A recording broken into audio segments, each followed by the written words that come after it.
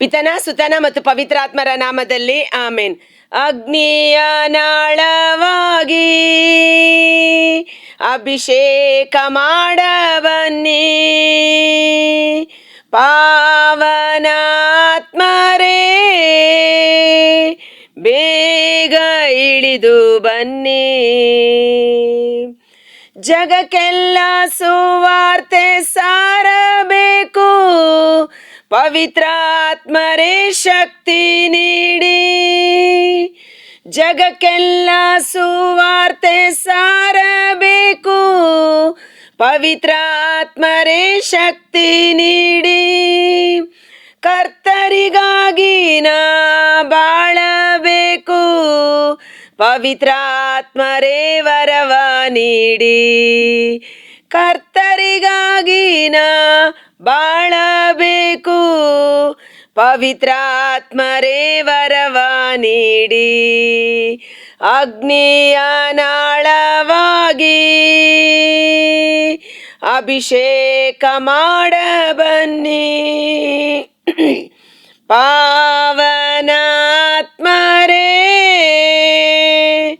ಬೇಗ ಇಳಿದು ಬನ್ನಿ. Praise the lord.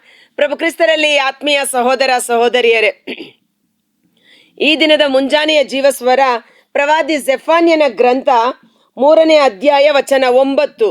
ಆಗ ಎಲ್ಲರೂ ಒಮ್ಮನಸ್ಸಿನಿಂದ ನನ್ನನ್ನು ಪೂಜಿಸಿ ನನ್ನ ಹೆಸರೆತ್ತಿ ಪ್ರಾರ್ಥಿಸುವಂತೆ ಜನಾಂಗಗಳ ಬಾಯಿಯನ್ನು ಪರಿವರ್ತಿಸಿ ಶುದ್ಧೀಕರಿಸುವೆನು. ಜನಾಂಗಗಳ ಬಾಯಿಯನ್ನು, ಜನಾಂಗಗಳ ನಾಲಿಗೆಯನ್ನು ಪರಿವರ್ತಿಸಿ ನಾನು ಅವರ ತುಟಿ ನಾಲಿಗೆ ಬಾಯಿಯನ್ನು ಶುದ್ಧೀಕರಿಸುವೆನು. ಆಗ ಜನಾಂಗಗಳೆಲ್ಲವೂ ಒಮ್ಮನಸ್ಸಿನಿಂದ ನನ್ನ ಹೆಸರನ್ನೆತ್ತಿ ನನ್ನನ್ನು ಆರಾಧಿಸುವರು. ನಾನೇ ಇದನ್ನು ಮಾಡುವೆನು.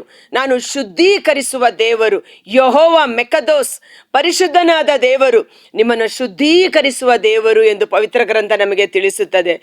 ಈ ಒಂದು ವಚನ, ಈ ಒಂದು ವಾಗ್ದಾನ, ಜೆಫನ್ಯ ಪ್ರವಾದಿಯ ಮುಖಾಂತರ ದೇವರು ಕೊಟ್ಟಂತ ವಾಗ್ದಾನ ನೆರವೇರಿದ್ದನ್ನು ನಾವು ನೋಡುವುದು ಪಂಚಾಶತಮ ಹಬ್ಬದ ದಿನದಲ್ಲಿ. ಪಂಚಾಶತಮ ಹಬ್ಬದ ದಿನ ಕೆನ್ನಾಲಿಗೆಯ ರೂಪದಲ್ಲಿ ಪವಿತ್ರಾತ್ಮರ ಶಕ್ತಿ ಪ್ರೇಷಿತರ ಮೇಲೆ ಇಳಿದು ಬಂದಾಗ ಅವರ ನಾಲಿಗೆ ಪರಿವರ್ತನೆಯಾಯಿತು, ಅವರ ಬಾಯಿ ಶುದ್ಧೀಕರಿಸಲ್ಪಟ್ಟಿತು. ಇದುವರೆಗೂ ಭಯಭೀತಿ, ನಿಂದೆ, ಅವಮಾನ ಕುಗ್ಗಿ ಹೋಗಿದ್ದ ಅವರು ಆ ಆತ್ಮರ ಶಕ್ತಿಯಿಂದ, ನಾಲಿಗೆಯ ಅಭಿಷೇಕದಿಂದ ದೇವರ ಮಹತ್ ಕಾರ್ಯಗಳನ್ನು ಧೈರ್ಯವಾಗಿ ಜನಾಂಗಗಳ ಮುಂದೆ ನಿಂತು ಸಾರುವ ಅಭಿಷೇಕ ಅವರದಾಯಿತು. ಕಾರಣ ಶಿಷ್ಯರ ಮೇಲೆ ಬೆಂಕಿ, ಪವಿತ್ರಾತ್ಮರ ಬೆಂಕಿ ನಾಲಿಗೆ ರೂಪದಲ್ಲಿ ಇಳಿದು ಬಂದಿತ್ತು. ಯೇಸುವಿನ ಮೇಲೆ ಪಾರಿವಾಳದ ರೂಪದಲ್ಲಿ ಇಳಿದು ಬಂದುದನ್ನು ನಾವು ನೋಡುತ್ತೇವೆ. ಕಾರಣ ಯೇಸುವಿನ ಮೇಲೆ ಪಾರಿವಾಳ ರೂಪದಲ್ಲಿ ಇಳಿದು ಬಂದುದಕ್ಕೆ ಕಾರಣವೇನೆಂದರೆ, ಪ್ರಭು ಯೇಸು ಈ ಲೋಕಕ್ಕೆ ಬಂದುದರ ಉದ್ದೇಶ ಪಾಪ ಪರಿಹಾರದ ಯಜ್ಞ ಬಲಿಯಾಗಿ ಸಶರೀರವಾಗಿ ತನ್ನನ್ನೇ ಸಮರ್ಪಣೆ ಮಾಡಬೇಕಾಗಿತ್ತು. ಶರೀರದಲ್ಲಿ ಅವರು ಜಜ್ಜಲ್ಪಟ್ಟು ಯಾತನೆಯನ್ನು ಅನುಭವಿಸಿ ಪಾಪ ಪರಿಹಾರವನ್ನ ಮಾಡಬೇಕಾಗಿತ್ತು. ಹಳೆಯ ಒಡಂಬಡಿಕೆಯಲ್ಲಿ ಪಾಪ ಪರಿಹಾರ ಮಾಡುವ ಸಮಯದಲ್ಲಿ ಜನರು ಕುರಿಯನ್ನು ಅಥವಾ ದನ ಕರು ಕುರಿಗಳನ್ನು ತಂದು ಪಾಪ ಪರಿಹಾರದ ಬಲಿಯನ್ನು ಸಮರ್ಪಣೆ ಮಾಡುತ್ತಿದ್ದರು. ಆದರೆ ಹೆಚ್ಚು ಹಣಕಾಸು ಇಲ್ಲದವರು ಕಡಿಮೆ ಬೆಲೆಗೆ ಮಾರುವ ಪಾರಿವಾಳವನ್ನಾದರೂ, ಒಂದು ಜೊತೆ ಬೆಳವಕ್ಕಿಯನ್ನಾಗಲಿ ಪಾರಿವಾಳವನ್ನಾಗಲಿ ತೆಗೆದುಕೊಂಡು ಬಂದು ಅವರು ಬಲಿಯನ್ನು ಕೊಡುವ ಕೃಪೆ ಅವರಿಗೆ ಲಭಿಸಿತ್ತು. ಪಾರಿವಾಳ ಸಕಲರಿಗೂ ಸಾಮಾನ್ಯವಾದ ದರದಲ್ಲಿ ಎಟುಕುವಂತ ಬೆಳವಕ್ಕಿ ಅಥವಾ ಪಾರಿವಾಳವಾಗಿತ್ತು. ಯೇಸುವಿನ ಮೇಲೆ ಪವಿತ್ರಾತ್ಮರು ಪಾರಿವಾಳದ ರೂಪದಲ್ಲಿ ಇಳಿದು ಬಂದದ್ದು ಅವರು ತನ್ನನ್ನೇ ಯಜ್ಞ ಬಲಿಯಾಗಿ, ಪಾಪ ಪರಿಹಾರದ ಬಲಿಯಾಗಿ ಪಾರಿವಾಳವನ್ನ ಸಮರ್ಪಣೆ ಮಾಡುತ್ತಿದ್ದ ರೀತಿಯಲ್ಲಿ ಯೇಸು ಸಮರ್ಪಣೆಯಾಗಬೇಕಾಗಿತ್ತು. ಆದರೆ ಇಲ್ಲಿ ಶಿಷ್ಯರು ಪಾಪ ಪರಿಹಾರದ ಬಲಿಯಾಗಿ ಅವರು ಸಮರ್ಪಣೆ ಮಾಡುವ ಅವಶ್ಯಕತೆ ಇರಲಿಲ್ಲ. ಯೇಸು ಈಗ ಏಕೈಕ ಬಲಿಯಾಗಿ ಸಮರ್ಪಿತರಾಗಿದ್ದರು.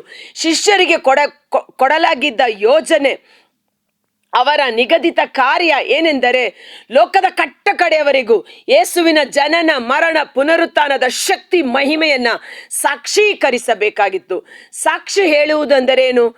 ನಾವು ಕಂಡದ್ದನ್ನ, ಕೇಳಿದ್ದನ್ನ, ನೋಡಿದ್ದನ್ನ ಕುರಿತು ಅರಿಕೆ ಮಾಡುವುದಾಗಿತ್ತು. ಅವರು ಮಾತನಾಡಬೇಕಾಗಿತ್ತು. ಆದ ಕಾರಣ ಅವರ ಮಂದವಾದ ನಾಲಿಗೆ, ಭಯಭ್ರಾಂತವಾದ ನಾಲಿಗೆ, ಅಜ್ಞಾನವಾದ ನಾಲಿಗೆ, ಪವಿತ್ರಾತ್ಮರ ನಾಲಿಗೆ, ಬೆಂಕಿಯ ಕೆನ್ನಾಲಿಗೆ ಅಭಿಷೇಕದ ಮೂಲಕ ಅವರ ಬಾಯಿಯನ್ನು ಪರಿವರ್ತಿಸಿ ಶುದ್ಧೀಕರಿಸಿ ದೇವರ ಮಹತ್ ಕಾರ್ಯಗಳಿಗೆ ಈಗೋ ನಾವು ಸಾಕ್ಷಿಗಳಾಗಿ ನಿಂತಿದ್ದೇವೆ ಎಂದು ಪವಿತ್ರಾತ್ಮರು ಅಭಿಷೇಕ ಮಾಡಿದರು.